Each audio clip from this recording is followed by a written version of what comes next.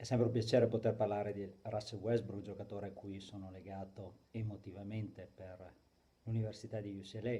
Ho avuto la fortuna di vederlo giocare molto presto, era il suo ultimo anno di liceo, aveva già dato la sua parola che sarebbe diventato un Bruins l'anno dopo e sono andato a vedere un torneo dove la sua Leuzinger High School, che è una scuola nella zona vicino all'aeroporto di Los Angeles dove lui è nato e cresciuto, giocava. Era un giocatore completamente diverso da quello che vediamo oggi. Dobbiamo pensare che Westbrook ha iniziato a schiacciare quando era in quarta liceo.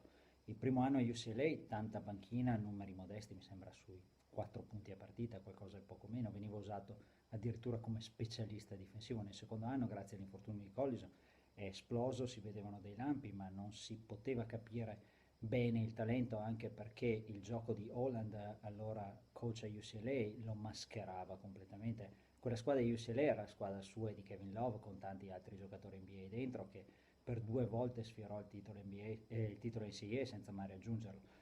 Westbrook MVP quest'anno? Penso proprio di sì. Nei miei pronostici a inizio anno l'avevo dato come MVP perché avrà dei numeri troppo roboanti per essere ignorati. Gioca in un sistema completamente devoto al suo gioco, contornato da tanti specialisti. Occhio a Sabonis, che ho dato fin dall'inizio come steal of the draft, che si sta ritagliando un ruolo molto importante. Dove potrà arrivare Oklahoma?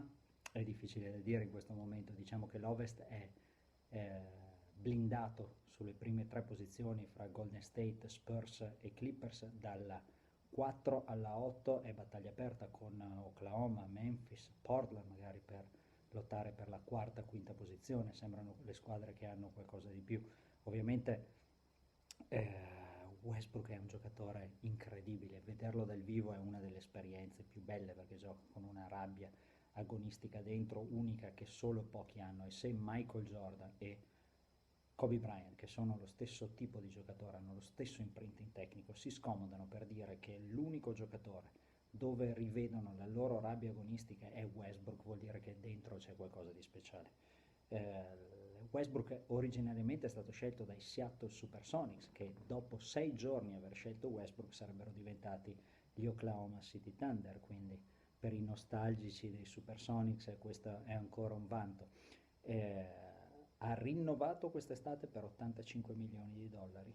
Può uscire dal contratto nel 2018, ma al momento sembra improbabile che lasci Oklahoma. La grande occasione l'aveva quest'estate, quando dopo la dipartita di Durant sembrava che Oklahoma fosse obbligata più che altro a cedere Westbrook. Invece lui, senza pensarci, ha rinnovato dicendo questa è la mia squadra.